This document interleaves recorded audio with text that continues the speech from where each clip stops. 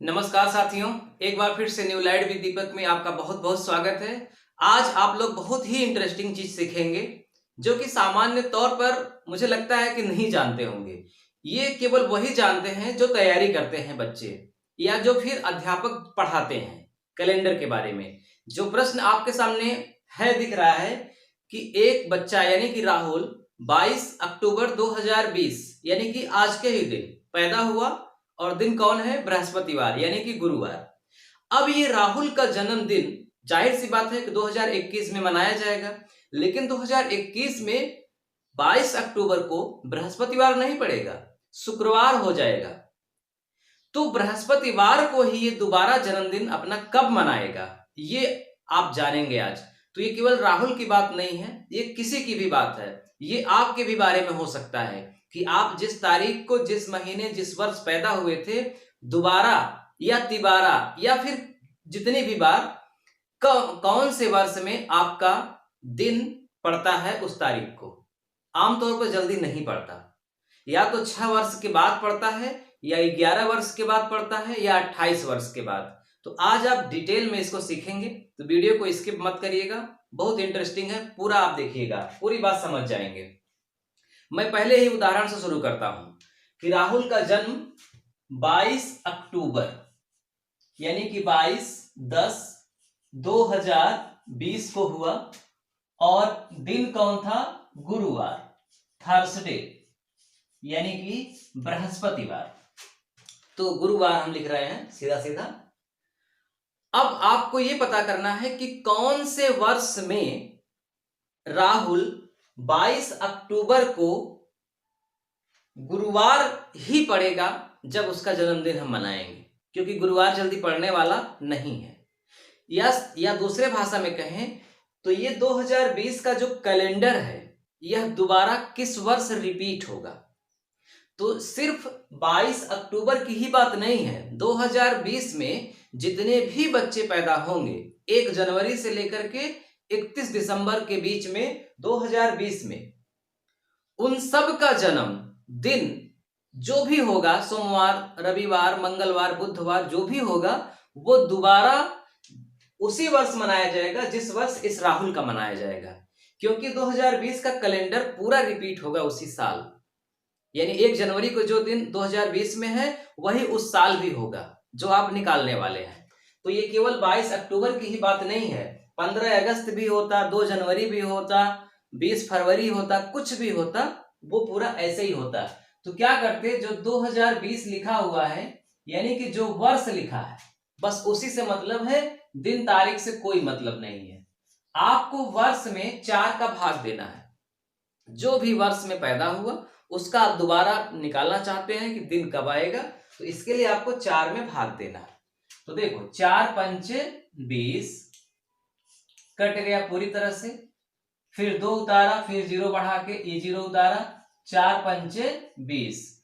शेष का ध्यान रखना है, अगर शेष 0 आ जाए तो आंसर होगा 28 वर्ष बाद, और अगर शेष 1 आ जाए, मान लो यहां 21 होता तो शेष 1 आ जाता, तो शेष 1 आ जाए तो 6 वर्ष बाद, और शेष अगर 2 आ जाए या फिर 3 आ जाए तो 11 वर्ष बाद। इसका मतलब क्या है, अब आप अच्छे से समझिए। यहां पर शेष 0 आ रहा है, इसका मतलब यह हुआ कि राहुल 22 अक्टूबर दिन गुरुवार को जो पैदा हुआ था, अब राहुल का जन्मदिन गुरुवार 2020 के बाद 28 साल बाद आएगा, यानी कि 2020 प्लस 28 जोड़ दीजिए 48 आएगा, 2048। यानी 2048 के पहले किसी भी वर्ष 22 अक्टूबर को गुरुवार नहीं पड़ेगा, सिर्फ 48 में पड़ेगा। इसका मतलब 2020 का कैलेंडर अब कब रिपीट होगा? 2048 में, उसके पहले रिपीट होने वाला नहीं है। इसका मतलब यह हुआ कि जो लड़का 1 जनवरी को पैदा हुआ था 20 में, दिन मुझे याद नहीं है, जो भी रहा हो, मान लीजिए सोमवार ही रहा हो, तो ये सोमवार अब 1 जनवरी को कब पड़ेगा पता है? 2048 में, उसके पहले पड़ने वाला नहीं है।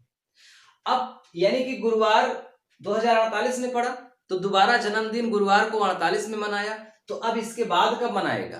तो अब इसके बाद फिर से 28 साल बाद मनाएगा, क्योंकि ये भी 4 से कट जाएगा, यहां भी शेष 0 बचेगा।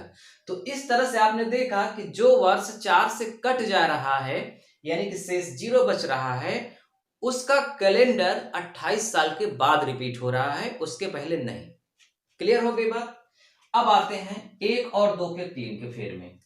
उदाहरण के लिए दूसरा एग्जाम्पल समझिए कि अगर यही राहुल की ही मैं बात कर रहा हूं, अगर यही राहुल 22 अक्टूबर 2021 में पैदा हो, मान लीजिए अभी तो 21 आया नहीं है, फिर भी 22 अक्टूबर 2021 में पैदा हो, तो उस दिन होगा क्या?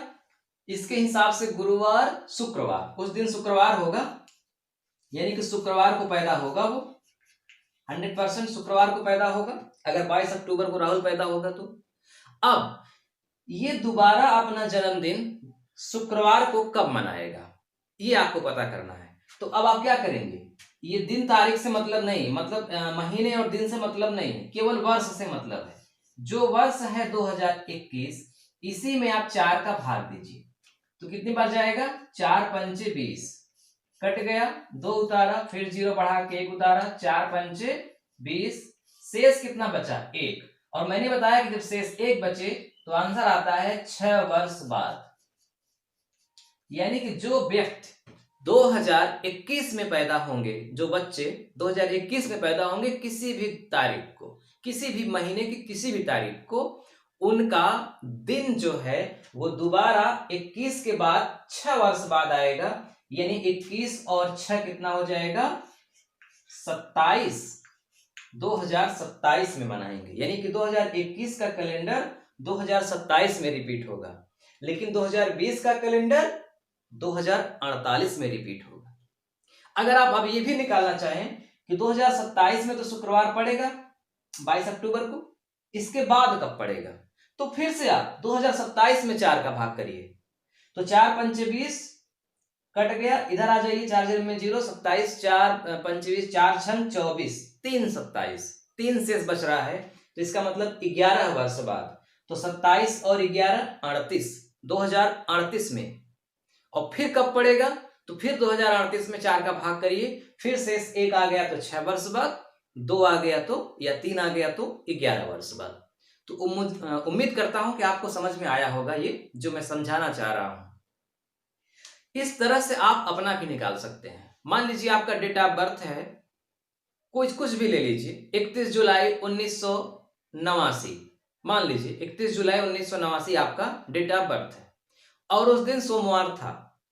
तो अब सोमवार कब पड़ेगा, तो आपको 31 जुलाई से मतलब नहीं है, आपको सिर्फ 89 से मतलब है, 1989 से मतलब है।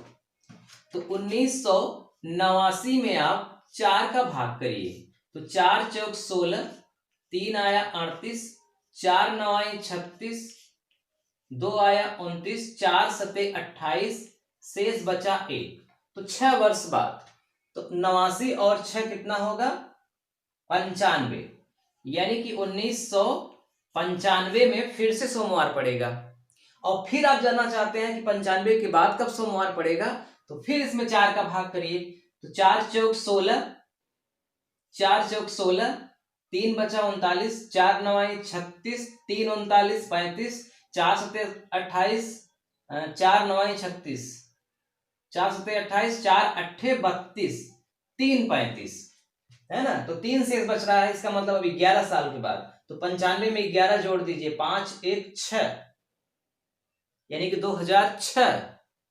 अब 2006 में सोमवार पड़ेगा, तो अब 2006 के बाद सोमवार कब पड़ेगा, तो फिर आप 4 से भाग करिए, तो फिर शेष बच जाएगा, 2006 में 4 का भाग करेंगे तो शेष बचेगा 2, तो इसका मतलब फिर से 11 साल बाद, तो 2006 और 11 कितना हो गया? 11 6 17, 2017 में सोमवार पड़ेगा।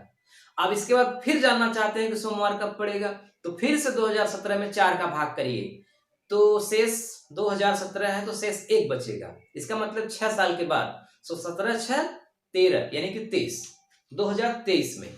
यानी कि जो 1989 में व्यक्ति पैदा हुआ रहा होगा, किसी भी महीने किसी भी तारीख को, उसका जो भी दिन रहा होगा वो एक बार 95 में पड़ा था, यानी कि वो 89 का कैलेंडर 95 में रिपीट हुआ, 95 के बाद 2006 में रिपीट हुआ, और 2006 के बाद 2017 में रिपीट हुआ, और 2017 के बाद 2023 में रिपीट होगा। अब 23 में भी आप 4 का भाग करेंगे तो जो शेष आएगा उसके हिसाब से आगे चलता रहेगा। तो 100% आपको समझ में आ जाना चाहिए। मैंने पूरी कोशिश किया है कि आप समझ जाएं, बहुत ही सरल लहजे में आपको समझाया है। तो इसमें आपने 2 चीजें सीखा, एक तो कि कैलेंडर कब रिपीट होगा। अगर लीप वर्ष है, लीप वर्ष का मतलब होता है जो वर्ष 4 से पूरी तरह से विभाजित हो जाए। तो 20 विभाजित होगा, 24 विभाजित होगा, उधर 16 विभाजित हुआ था। तो इन लीप वर्षों में जो बच्चे पैदा होंगे उनका दिन हमेशा 28 साल के बाद ही आएगा। लेकिन लीप वर्ष के अलावा कोई बच्चा पैदा होगा तो या तो उसका जन्म 6 वर्ष के बाद आएगा दिन, या तो 11 वर्ष के बाद। तो ठीक है, आज बस इतना ही। उम्मीद करता हूं कि आपको वीडियो पसंद आया होगा। पसंद आया है तो लाइक करिए, पहली बार देख रहे हैं तो चैनल को जरूर सब्सक्राइब कर लीजिए। और आप क्या जानना चाहते हैं, आप वर्ष निकालना जानना चाहते हैं कि कितने वर्ष, कितने माह, कितने दिन के हैं, तो कमेंट करिएगा। इसको मैं बहुत ही विस्तार से आपको पढ़ा दूंगा। जीवन भर के लिए आप सीख जाएंगे सिर्फ एक बार की मेहनत में। और भी आप जानना चाहते हैं कि अगर कोई व्यक्ति भूल गया है कि मैं किस दिन पैदा हुआ था, तारीख याद है, वर्ष याद है, लेकिन दिन भूल गया है, और वो भी आप जानना चाहते हैं, तो उसके लिए भी कमेंट करिएगा। मैं आपको इसके बारे में भी बहुत सरल तरीके से बता दूंगा। ठीक है, वैसे ये सब पढ़ाया जाता है। जो बच्चे प्रतियोगी परीक्षाओं की तैयारी करते हैं उनके लिए एक सिलेबस है रीजनिंग का, उसमें कैलेंडर एक सिलेबस है, चैप्टर है, तो कैलेंडर पढ़ाया जाता है। लेकिन एक आम व्यक्ति वो कैसे समझ पाए, इसके लिए मैं प्रयासरत हूं। तो अगर आप जानना चाहते हैं तो कमेंट जरूर करिएगा। मैं आपको बहुत ही विस्तार से, बहुत सरल तरीके से समझाऊंगा। उस तरीके से नहीं जो बच्चे पढ़ते हैं, वो बहुत जटिल प्रक्रिया है। मैं आपको अपने तरीके से बताऊंगा और 100% आप सीख जाएंगे। तो जरूर कमेंट करिएगा। ठीक है, मिलते हैं अगले वीडियो में। नमस्कार।